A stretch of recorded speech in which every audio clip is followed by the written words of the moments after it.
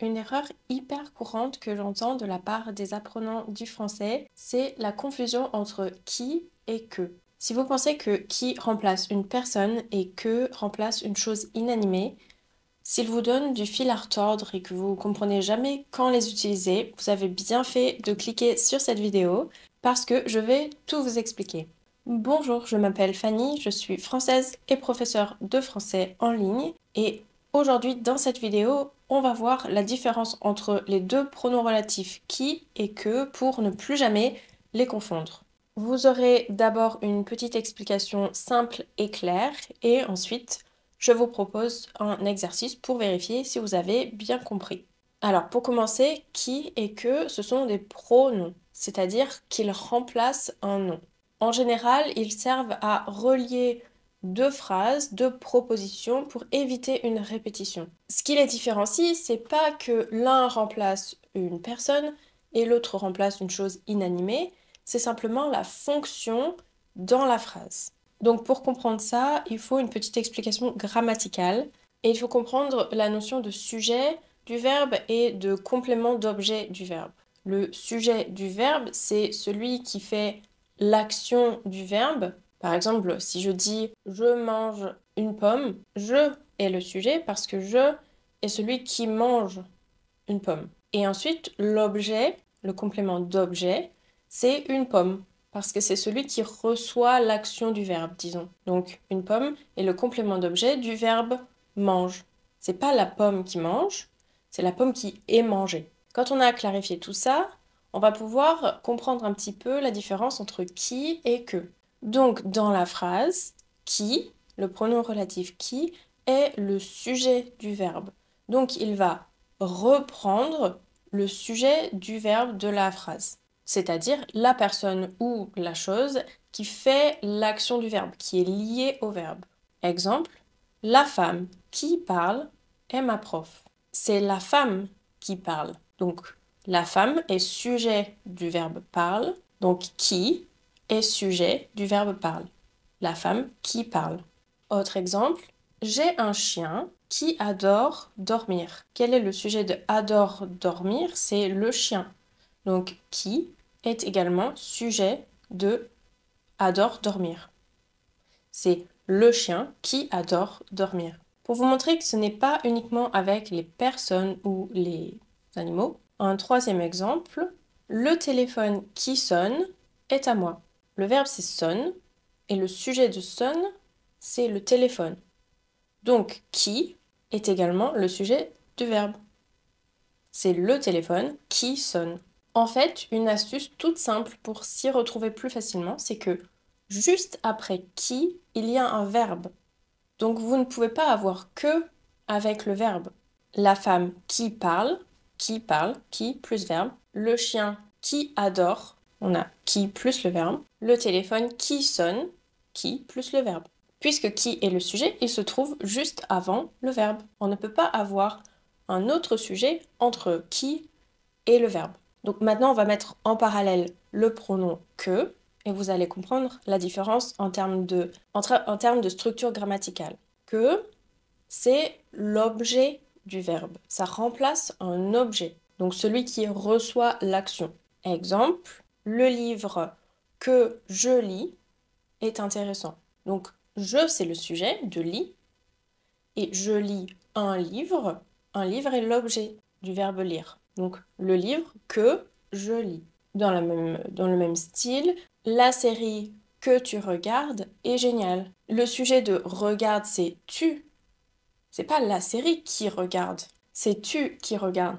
Donc, tu est le sujet et la série est l'objet. Tu regardes la série.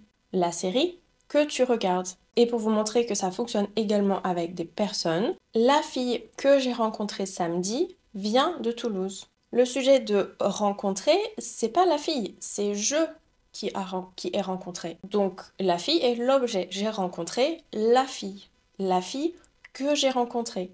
Donc on a dit que après qui, on a directement le verbe et en fait après que, on a le sujet et ensuite le verbe. Donc que je lis, que tu regardes, que j'ai rencontré. Il y a toujours un petit mot, en général c'est un pronom sujet, entre que et le verbe. Parce que et l'objet. Pour synthétiser, donc, qui, c'est le sujet du verbe, c'est celui qui fait l'action. Exemple, le chien qui dort. Que, c'est l'objet, c'est celui qui reçoit l'action. Le chien que j'aime. Je est le sujet ici. J'aime le chien. Le chien est l'objet. Donc la structure, qui plus verbe, que plus sujet plus verbe. Attention, petit disclaimer, parce que ici, dans cette vidéo, je parle uniquement de qui et que comme pronoms relatifs. Mais qui et que peuvent aussi être pronoms interrogatifs. Et en fait, c'est plus ce que.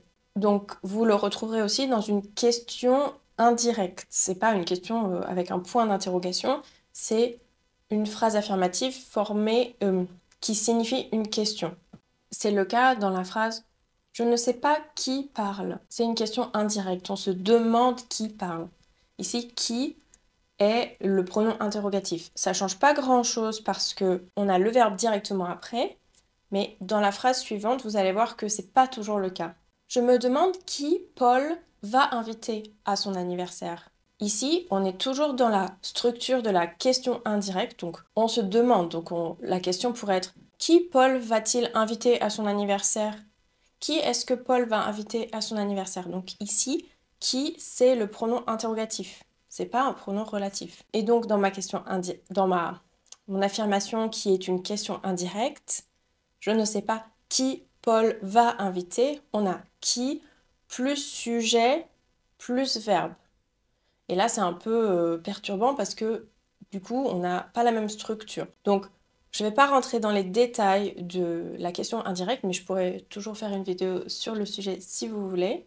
Ici, on parle de qui et que comme pronom relatif. Autrement, dans une question indirecte, que devient ce que. Je me demande ce que tu fais. Donc, c'est pas le même sujet.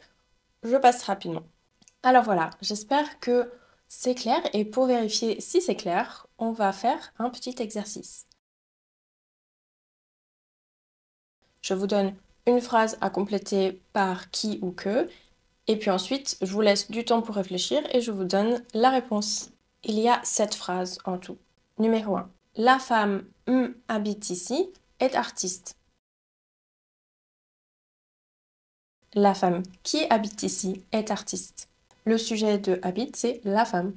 Numéro 2. Le café je bois chaque matin est délicieux.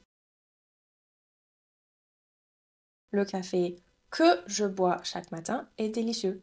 Le sujet de bois, c'est je, c'est pas le café. Numéro 3. J'ai un ami joue au tennis. J'ai un ami qui joue au tennis. Numéro 4. C'est la robe tu veux acheter? C'est la robe que tu veux acheter. Numéro 5. J'ai acheté le lit était en solde. J'ai acheté le lit qui était en solde. Numéro 6. Le chat vient de sortir de la maison n'est pas à nous. Le chat qui vient de sortir de la maison n'est pas à nous. Et enfin, numéro 7. Le chat ma tante a adopté est adorable. Le chat que ma tante a adopté est adorable. Alors, votre score sur 7? Est-ce que c'est clair maintenant? Écrivez dans les commentaires une phrase avec qui et une phrase avec que en tant que pronom relatif.